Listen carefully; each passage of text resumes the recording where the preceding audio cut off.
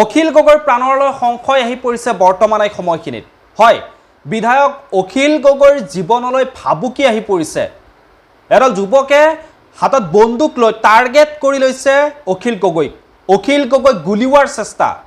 অখিল গগৈক গুলিওৱাৰ বাবে তেওঁলোকে অখিল গগৈৰ অজ্ঞাতে চেষ্টা কৰি আছে প্ৰত্যেকটো সময়তে।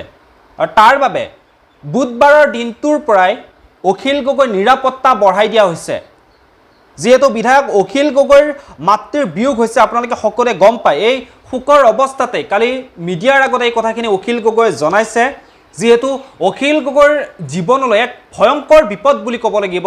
ভয়ংকৰ বিপদ কিহৰ কাৰণে অখিল গগৈক এইদৰে টাৰ্গেট কৰা হৈ আছে, অখিল গগৈক এইদৰে গুলিওৱাৰ বাবে তেওঁলোকে চেষ্টা কৰি আছে, সেই কথা এতিয়ালৈকে কিন্তু পোহৰলৈ অহা নাই। কি শত্ৰুতা আছে, কিন্তু অখিল গগৈৰ জীৱনলৈ যে এক ভয়ংকৰ বিপদ আহি আছে সেই কথা কিন্তু অখিল গগৈ ইতিমধ্যেই সকলোকে উমান দিছে। আৰু সেইবাবে চৰকাৰে ততাতৈয়াকে অখিল গগৈৰ যিহেতু প্ৰাণৰ চিন্তা আছে, অখিল গগৈ জীয়াই থাকিবই লাগিব, এজন বিধায়ক হয় অখিল গগৈ, গতিকে সেই অখিল গগৈ নিৰাপত্তা ততাতৈয়াকে বঢ়াই দিছে। খুব সুন্দৰ কথা, খুব সুন্দৰ পদক্ষেপ এইটো। অখিল গগৈৰ তেওঁ নিৰাপত্তাৰক্ষী বৰ্তমান সময়খিনিত বঢ়াই দিয়া হৈছে। কিন্তু যিসকলে অখিল গগৈক টাৰ্গেট কৰি আছে, কিহৰ কাৰণে সেই অখিল গগৈক এইদৰে টাৰ্গেট কৰি থাকিব লগা হৈছে? আৰু অখিল গগৈও সাৱধান হৈ থকাটো কিন্তু খুব বেছি প্ৰয়োজন হৈ পৰিছে। হিমন্ত বিশ্ব শৰ্মা ডাঙৰীয়াই কি কৈছে মই ভিডিঅ'টো অলপ সময় পিছতে আপোনালোকক দেখুৱাবৰ কাৰণে চেষ্টা কৰিম। হিমন্ত বিশ্ব শৰ্মাই কৈছে যে কেইদিনমান পিছত অখিল গগৈ তেওঁ নিজেই ক'ব যে মোক ইমান দেহৰক্ষী দৰকাৰ নাই, কাৰণ যি প্ৰাইভেচি আমাৰ থাকে সেই প্ৰাইভেচি নোহোৱা হৈ পৰে বেছি দেহৰক্ষী থাকিলে। গতিকে অখিল গগৈয়ে এতিয়া হয়তো দেহৰক্ষী বিচাৰিছে, কিন্তু পিছৰ সময়খিনিত অখিল গগৈ নিজে ক'ব লগা হ'ব, হয়তো হৈ যাব পাৰে যে ইমান দেহৰক্ষী মোক প্ৰয়োজন নাই। গতিকে তেনেকৈ অখিল গগৈ ক'ব বুলি হিমন্ত বিশ্ব শৰ্মা ডাঙৰীয়াই জনাইছে। আৰু হিমন্ত বিশ্ব শৰ্মাই কৈছে যিহেতু অখিল গগৈ আগতেও কৈছিল যে দেহৰক্ষীৰ প্ৰয়োজন আছিল, গতিকে সেইবাবে অধিককৈ বৰ্তমান সময়ত অখিল গগৈক দেহৰক্ষী দিয়া হৈছে। আৰু অখিল গগৈৰ যিহেতু জীৱনটোলৈ বিপদ নামি আহিছে, বৰ্তমান সময়ত একাংশ টাৰ্গেট হৈ পৰিছে অখিল গগৈ, গতিকে অখিল গগৈৰ প্ৰাণৰ কাৰণে সকলোৰে চিন্তা আছে।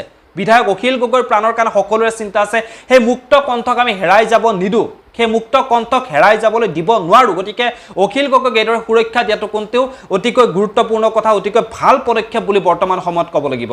বাকী হিমন্ত বিশ্ব শৰ্মা ডাঙৰীয়াই কিনো কৈছে, মই হিমন্ত বিশ্ব শৰ্মা ডাঙৰীয়াৰ মন্তব্যটো আপোনালোকক দেখুৱাইছোঁ, মন্তব্যটো আপোনালোকে এবাৰ শুনি লওক। অকণমান অখিল গগৈ ডাঙৰীয়াই যেতিয়া ইলেকশ্যনৰ কাউণ্টিঙৰ দিনাখন আমি তেওঁক ছিকিউৰিটি দিছিলোঁ, কুশল দুৱৰীকো দিছিলোঁ, অখিল গগৈকো দিছিলোঁ। পিছত ছিকিউৰিটি উইড্ৰ হ'ল, কিন্তু অখিল গগৈ ডাঙৰীয়াই আৰক্ষীক জনাইছিলে যে মোৰ ছিকিউৰিটিটো ৰাখিব লাগে। মই গম পোৱা নাছিলোঁ। যেতিয়া মোক IGPয়ে ক'লে যে এনেকুৱা ৰিকুৱেষ্ট এটা আছিলে, তেতিয়া ছিকিউৰিটিটো দি দিছোঁ, কাৰণ তেওঁলোকৰ কিবা মনত থাকিব পাৰে, নহ'লে আকৌ কিবা এটা হ'লে মোৰ গাতে বদনাম হ'ব।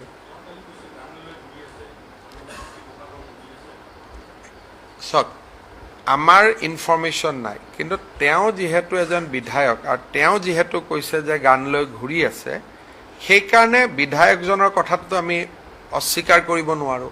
সেইকাৰণে আমি ছিকিউৰিটিটো বঢ়াই দিছোঁ, কাৰণ আমাৰ কাৰণে তেওঁৰ জীৱনৰ মূল্য আছে, তেওঁ এজন সন্মানীয় বিধায়ক। গতিকে এইটো মানে এটা ৰুটিন প্ৰচেছ। তেতিয়া তেওঁ দুদিন পিছত ইমান পুলিচ থাকিলে লগত বেয়াই লাগে, দুদিন পিছত তেওঁৱে ক'ব যে মোৰ পৰা গুচাই দিয়ক বুলি। এইবোৰ কাৰণ পুলিচ ইমান লগত থাকিলে প্ৰাইভেচি বোলা বস্তুটোৱেই নোহোৱা হৈ যায়। শুনিলে আপোনালোকে, এয়া হৈছিল হিমন্ত বিশ্ব শৰ্মা ডাঙৰীয়াৰ মন্তব্য। বাকী আপোনালোকে আপোনালোকৰ মতামতসমূহ কমেণ্ট বক্সত কমেণ্ট কৰি জনাবৰ কাৰণে একেবাৰে নাপাহৰিব। ধন্যবাদ।